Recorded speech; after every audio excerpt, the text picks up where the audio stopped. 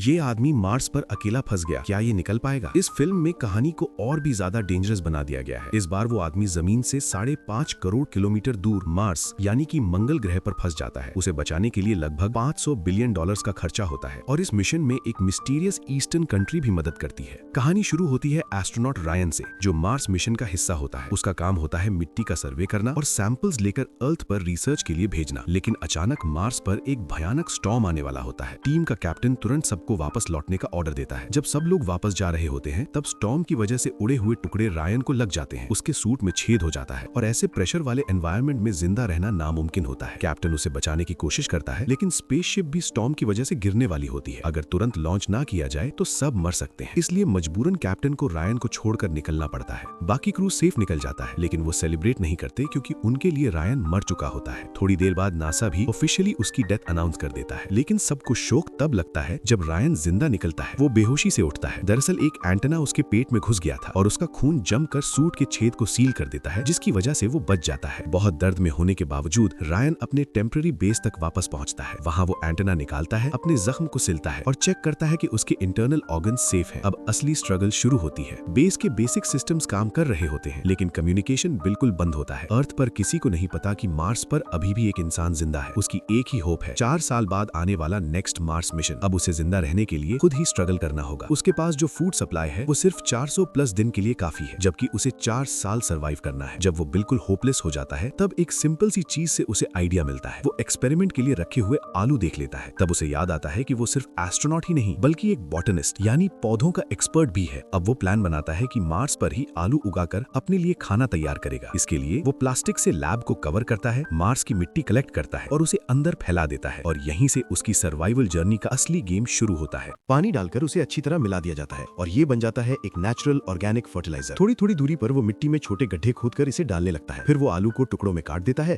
और उन्हें गहरी मार्स की मिट्टी के नीचे दबा देता है। कुछ समय बाद उसे भरपूर आलू मिलने वाले हैं, जो आने वाले कई सालों तक उसकी जिंदा रहने की इकलौती उम्मीद बन जाएंगे। लेकिन तुरंत एक नई प्रॉब्लम सामने आती है। आलू को सेहतमंद तरीके से उगाने के लिए उसे बहुत सारा पानी चाहिए और मार्स पर ये लगभग नामुमकिन है। लेकिन रायन के लिए ये भी मुश्किल नहीं होता। छोड़ी हुई स्पेसशिप का फ्यूल हाइड्रोजन होता है। रायन उसे वापस लाता है और पाइप्स के जरिए बाहर निकालता है। फिर उसे मेटल सरफेस पर टपकाता है। वो कैटलिस्ट की मदद से इसे नाइट्रोजन और हाइड्रोजन में तोड़ देता है और जैसे ही हाइड्रोजन को जलाया जाता है पानी बनने लगता है। खुशकिस्मती से ब्लास्ट ज्यादा पावरफुल नहीं होता और रायन बच जाता है। वो अपनी गलती समझ लेता है। ज्यादा एक्साइटमेंट में उसने अपनी सांस से निकली ऑक्सीजन को इग्नोर कर दिया, जिस वजह से एक्सप्लोजन हुआ। लेकिन वो हार नहीं मानता। दूसरी बार वो पूरी सेफ्टी के साथ एक्सपेरिमेंट करता है और इस बार वो सक्सेसफुल हो जाता है। सुबह उठकर वो देखता है कि प्लास्टिक शीट पर पानी की बूंदें जम चुकी हैं। इस तरह वो अपने पानी की प्रॉब्लम सॉल्व कर लेता है। जब तक आलू उगने का इंतजार होता है, रायन रोज कैलकुलेशन करता रहता है अगली स्पेसशिप के लैंडिंग पॉइंट का। उसे नेक्स्ट मिशन के एस्ट्रोनॉट्स के आने से पहले वहां पहुंचना ही होगा। लेकिन एक और प्रॉब्लम आ जाती है। बेस का इकलौता रोवर फुल चार्ज में सिर्फ 35 किलोमीटर चल सकता है, जबकि नेक्स्ट लैंडिंग साइट लगभग 350 किलोमीटर दूर है। रायन वापस जाकर मैप का एनालिसिस करता है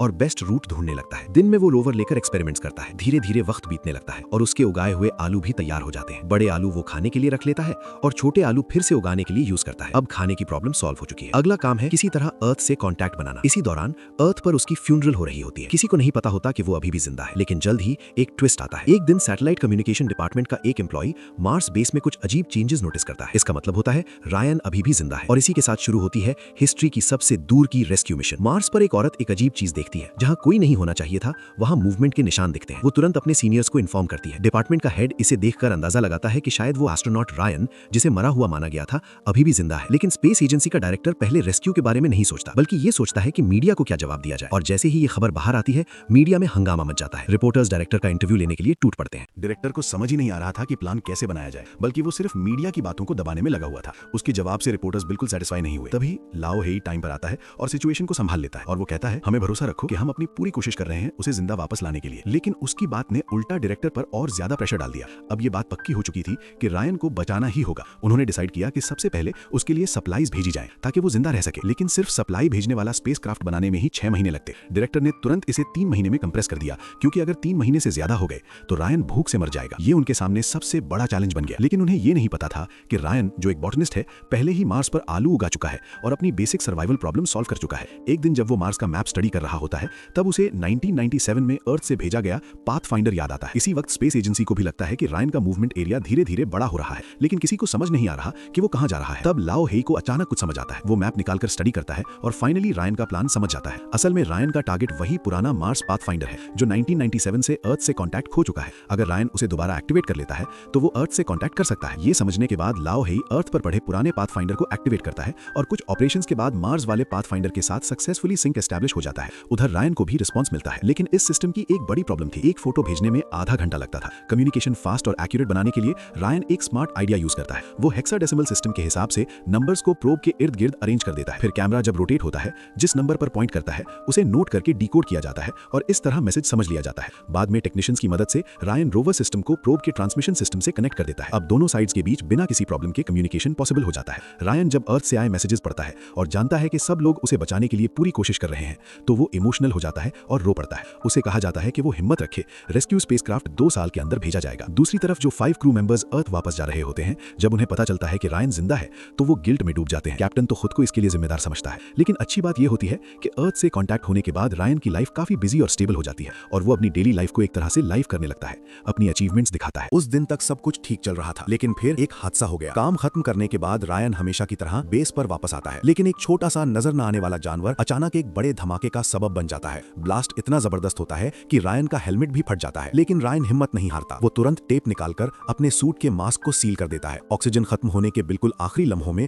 वो लीक को रोक देता है। इसके बाद रायन अपने पोटैटो फार्म की तरफ जाता है, लेकिन बदकिस्मती से उसके सारे आलू मार्स के एटमॉस्फेयर के कांटेक्ट में आकर जमकर मर चुके होते हैं। अब उसका फूड सोर्स पूरी तरह खत्म हो चुका होता है। रायन फिर से मायूसी में डूब जाता है। अगले दिन वो प्लास्टिक शीट का यूज करके बेस के डैमेज्ड एग्जिट को सीज करता है और बेस फिर से नॉर्मल काम करने लगता है। सब कुछ ठीक करने के बाद रायन अपना बचा हुआ खाना चेक करता है। अब उसके पास इतना ही राशन है कि अगर वो हर 3 दिन बाद खाए तभी वो नेक्स्ट सप्लाई आने तक जिंदा रह सकता है। जब स्पेस एजेंसी को रायन की सिचुएशन का पता चलता है तो उन्हें समझ आ जाता है कि वक्त बहुत कम है। डायरेक्टर तुरंत ऑर्डर देता है कि सप्लाई स्पेसशिप बनाने का टाइम और कम किया जाए। इस जल्दी की वजह से लॉन्च से पहले की प्रॉपर चेकिंग भी स्किप कर दी जाती है और फिर लॉन्च के दिन रॉकेट उड़ता है, लेकिन कुछ ही देर बाद हवा में ही फटकर टुकड़े टुकड़े हो जाता है। Mars rescue mission officially fail हो जाता है। जब ये खबर मार्स पर रायन तक पहुंचती है तो वो बिल्कुल टूट जाता है और अपनी वसीयत यानी लास्ट लेटर लिखना शुरू कर देता है। लेकिन तभी कहानी में एक नया मोड़ आता है। एक मिस्टीरियस ईस्टर्न कंट्री मदद के लिए आगे आता है। ये चाइना का पहला मार्स मिशन स्पेसशिप होता है, लेकिन इसका मकसद एक्सप्लोरेशन नहीं बल्कि मार्स पर फंसे हुए अमेरिकन एस्ट्रोनॉट को बचाना होता है। चाइना के रेस्क्यू में आने की वजह कुछ दिन पहले की घटना थी।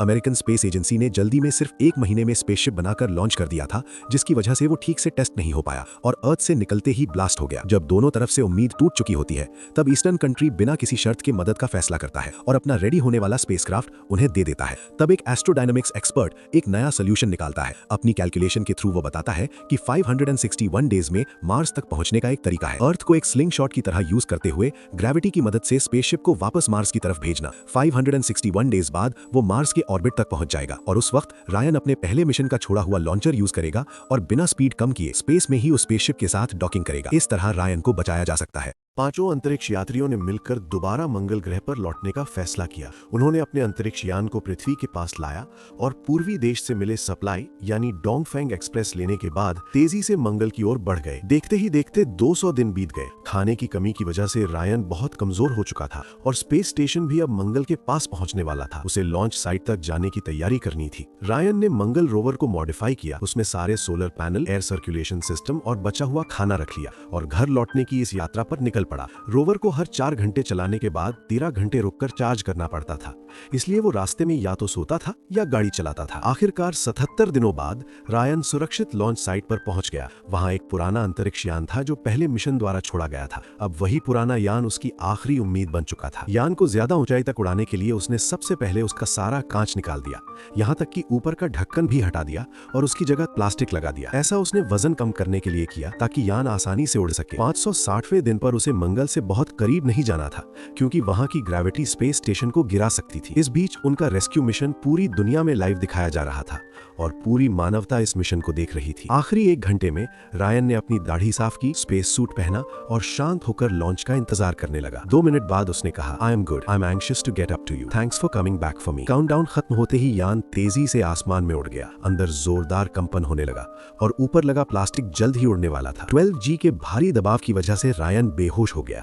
खुशकिस्मती से वो मंगल से बाहर निकल गया, लेकिन ईंधन खत्म हो चुका था। यान तय ऊंचाई तक नहीं पहुंच पाया और स्पेस स्टेशन से अभी भी 68 किलोमीटर दूर था। कप्तान ने तुरंत आदेश दिया कि पूरी रफ्तार से यान की तरफ बढ़ा जाए, लेकिन लाल सीमा यानी खतरनाक ऊंचाई से पहले स्पीड कम करना एक बड़ी समस्या थी। तभी कप्तान को एक जोखिम भरा आइडिया आया। उसने अपने साथियों से एक छोटा बम बनवाया और उसे फोड़कर रिवर्स थ्रस्ट पैदा किया। इससे उनकी स्पीड कम हो गई और वो रायन के काफी करीब पहुंच गए। कप्तान ने सेफ्टी रस्सी बांधी और रायन की तरफ तैरने लगा, लेकिन आखिरी 300 मीटर पर रस्सी खत्म हो गई। कप्तान को इतना करीब देखकर रायन ने एक पागलपन भरा फैसला किया। उसने अपने स्पेस सूट में छेद कर दिया और उसी रिवर्स थ्रस्ट का इस्तेमाल करते हुए खुद को कप्तान की ओर धकेला। कप्तान ने उसे पकड़ने की कोशिश की, लेकिन थोड़ा सा रह गया। अच्छी बात यह रही कि रायन ने रस्सी पकड़ ली। दोनों की मेहनत से कप्तान ने उसे सुरक्षित पकड़ लिया और दोनों बिना किसी नुकसान के वापस यान में लौट आए। आखिरकार मंगल पर 561 दिन फंसे रहने के बाद रायन को सफलतापूर्वक बचा लिया गया। यहीं पर फिल्म खत्म होती है।